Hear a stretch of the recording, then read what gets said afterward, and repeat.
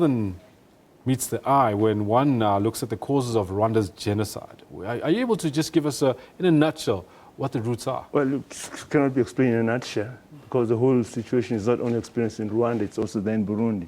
What people have got to understand that those two countries, the people, the two major ethnic groups, they've got a sort of a genocidal relation, which is going back to the times of independence.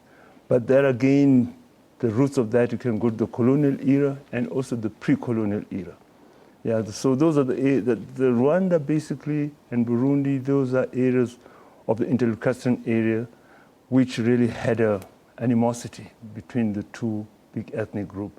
And that animosity was not more ethnic, it was more based on a caste system. There was a caste system that was there. It has been there in the ancient times. It's there in Angola, in Uganda.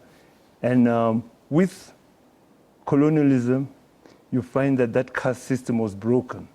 You find that people from the lower caste were able to come up into the new elites.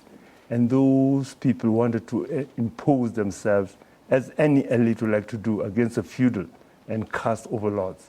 And that created the first problems in the 50s. And that's why you had the first set of ethnic violence against the ruling class of the Tutsis. Yeah, it was an attack on Tutsis, which was a counter to an earlier attack of Tutsis on a Hutu politician. So the thing is complex. It's not a thing that can be put in a nutshell. What you have said, though, yes, you have actually broken down like very many different elements involved here. However, you've pointed out something which is quite interesting: the caste system that existed pre-colonial times. For those that are not in the know, can you break it down? There were feudal lords, and then there were people that were underlings or underdogs in today's speak. Can you tell us which were which? The Tutsis, the Hutus? Yeah. You see, Rwanda, it was a place with three basic ethnic groups. They've got the Twa, Batwa, as the people say Batwa, those are the Pygmies. Yeah. Historians tell us those are the early settlers of that area. And of course, they went right through to the Congo, yeah, the forest people. And then you had a second group of people who came in. Those were the sedentary agriculturists. They came in with the Iron Age, going back to about 2,000 to 2,500 years. Yeah, the thing is well documented by archaeologists. Yes. And then you've got the third group which came in about 500-600 years ago. It was the pastoralists. Which were the Hutus? Now I'm coming there. Now you find that the Twa are the Pygmies, the sedentary are the Hutus, and then the pastoralists are the Tutsis. Yeah, they've got, they came in. And what happened is this, that the pastoralists actually came and imposed a hierarchy, which also came to be a caste system. Yeah, it's very well documented by people from the area, people like Israel Katoke and the rest. Izak, I'm going to have to cut you short there because we've got limited time to cover a very interesting topic, and that we want to use your presence here as well as we can. Right. With the very same, so the Tutsis imposed a caste system, and then when colonial times came about, it was reversed and the Hutus were given power that they did not have before? It was not like that. It was not as simple as that. Yes. With the colonial system of the Germans first and the Belgians when they took it over, was this that the colonialists, they used the same caste system through indirect rule. Yes. So they imposed, they took advantage of that caste system. The change came in the late 50s, in the post-Second World War time, when through education we had a Hutu elite coming up. The Germans never did it, the Belgians never did it. In fact, they took advantage of it. That's the thing that many analysts fail to understand. All right, okay.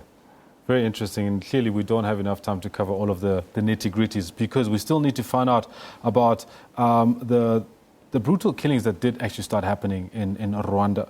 The whole world literally stopped and folded its arms and just watched the slaughter. Why do you think this happened?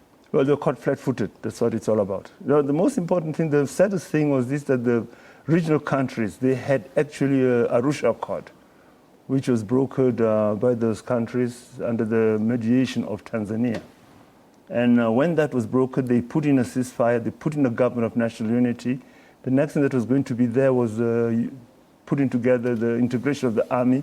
But then for that process, they needed the UN, and the UN had taken onus of that process.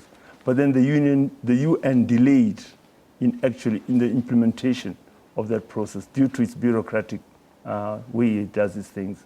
And that actually gave time for forces which were against this agreement to actually come up and plan the whole thing.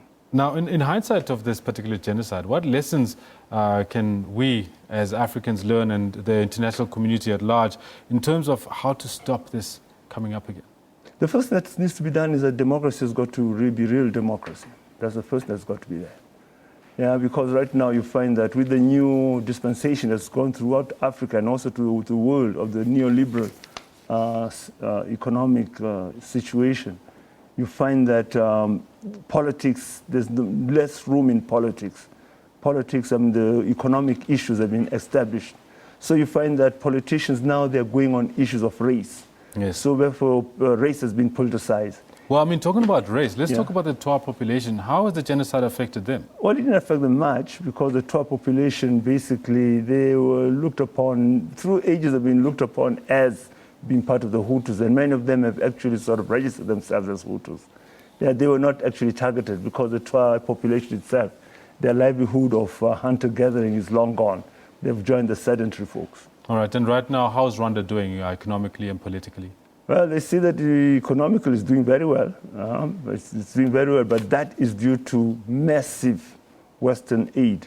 The Rwandan fiscal, the budget, it gets about 70%. 70% of its money, it's actually sort of subsidized with Western aid.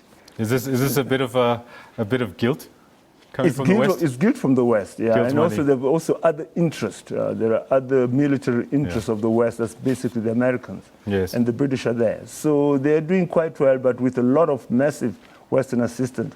But politically, the place is actually dictatorial. The democracy is not there. Right. Opposition leaders are jailed. The media, people who are vocal, they've been killed. Yes. Yeah. And the rest is just history. We know what's happening now. Izak, I want to thank you very much for coming through with your much valued input. And we do hope that we're able to do this again in a longer forum and make it actually work where we cover all angles.